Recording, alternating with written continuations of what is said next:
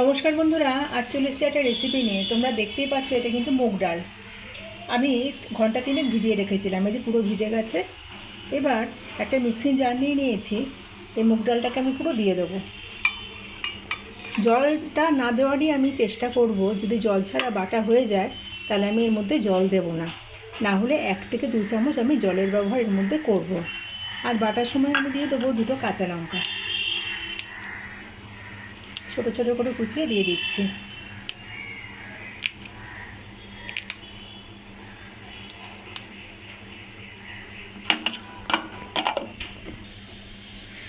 জল ছাড়াই এটা বেটে নিয়েছি।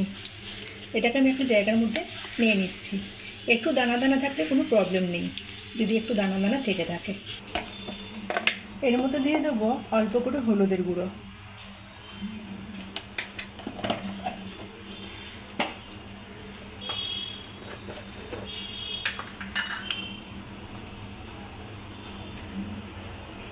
একটুখানি জোয়ান দেবো, হাতে তালুতে ঘষে এটা দিয়ে দেবো।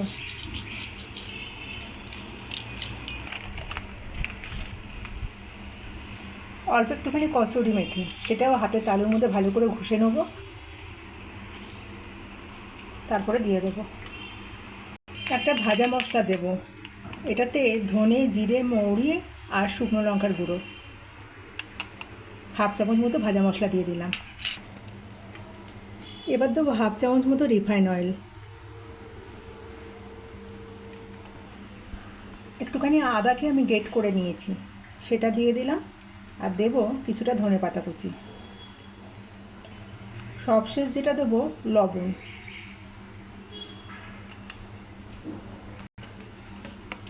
ভালো করে সবকে মেশাবো।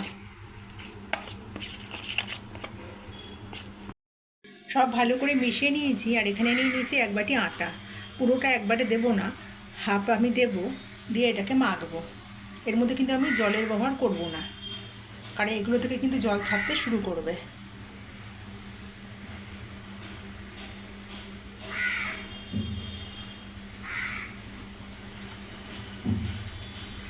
আটার বদলে তোমরা ময়দা দিয়েও করতে পারো। একটা ডো তৈরি করে নেবো এটাকে। আমার পুরো আটাটাই লেগেছে, আমি কিন্তু কোনো জলের ব্যবহার করিনি। অল্প অল্প করে আটা দিয়ে একটা শক্ত আমি ডো তৈরি করে নিয়েছি। এবার এটার মধ্যে আমি সামান্য একটুখানি রিফাইন অয়েল মাখিয়ে 10 মিনিটের জন্য আমি ঢেকে রেখে দেবো।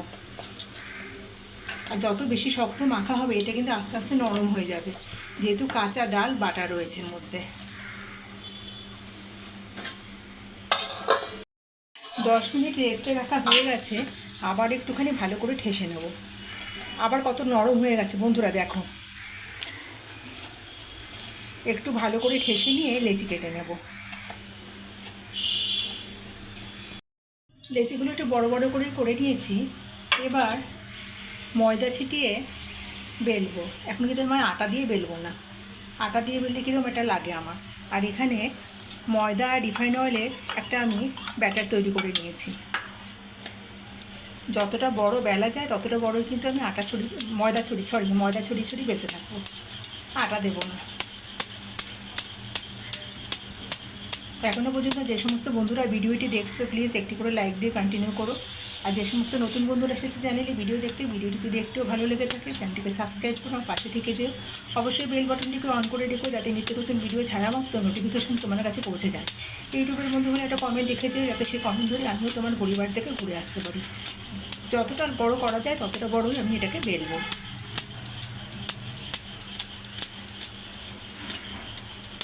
ভীষণই একটা হেলদি রেসিপি বন্ধুরা, আর বাচ্চাদের তো খুবই ভালো লাগবে।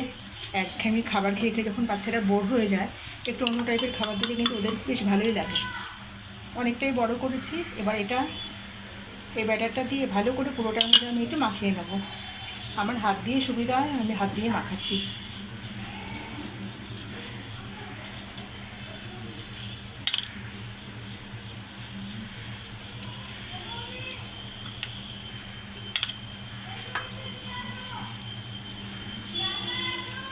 পুরোটার মধ্যে ভালো করে মাখিয়ে নিয়েছি। কতটা পাতলা হয়েছে দেখো বন্ধুরা। এবারে ভাজ করব। আবার এখানে এই ব্যাটারটা দেব।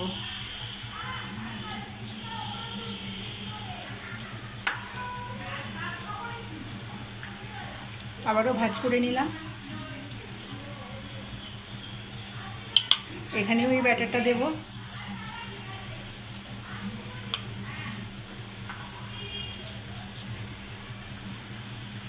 এটাকেও আমি একটু ভাজ করে নেব। এবার একটুখানি ময়দা ছেটাবো।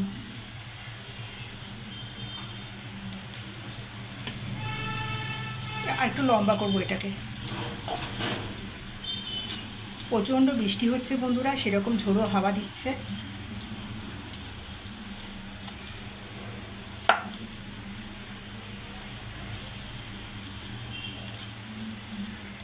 এবার এটাকে একটা রোলের মতো গোল পাকাবো, একটু টাইট করে পাকাবো।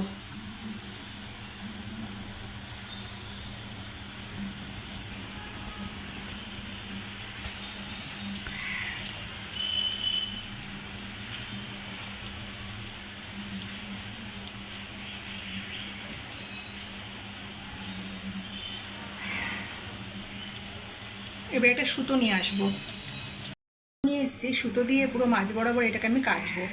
ছোটোবেলায় আমার মাকে দেখতাম, মা, ঠাকুমা, জেঠিমা ডিম কিন্তু চাকু দিয়ে কাটতো না, এইভাবে সুতো দিয়ে কাটতো।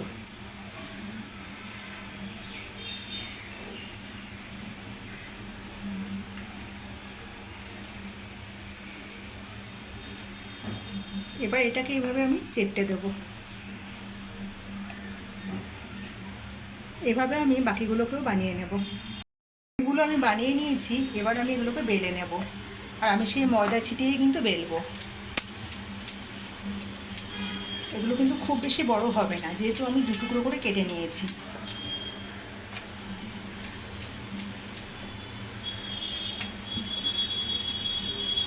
আর আগে থেকে আমি গ্যাসের মধ্যে একটা চাটু বসিয়ে দিয়েছি, আর বড় কিন্তু আমি বেলবো না, একেবারে পাতলা করেই বেলেছি। চাটুর মধ্যে দিয়ে দিলাম। ততক্ষণ আমি আরেকটা বেলে নেব। এক সাইড একটুখানি হয়ে গেছে, এটাকে উল্টে দেব। এটা আমি সামান্য একটুখানি ঘি দিয়ে এটা ভাজবো।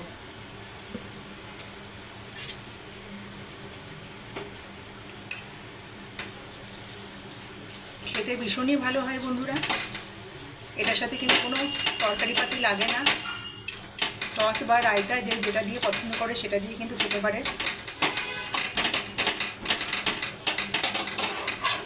আর প্রচণ্ড হেলদিভাবেই আমি বানালাম।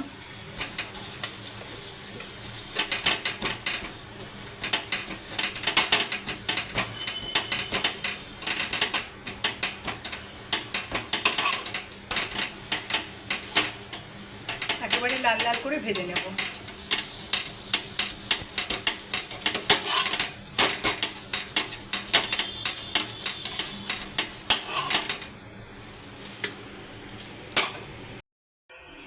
বন্ধুরা, এটা কিন্তু প্রচুর লেয়ার পড়েছে, প্রচণ্ড গরম, তাই আমি তোমাদেরকে দেখাতে পারছি না।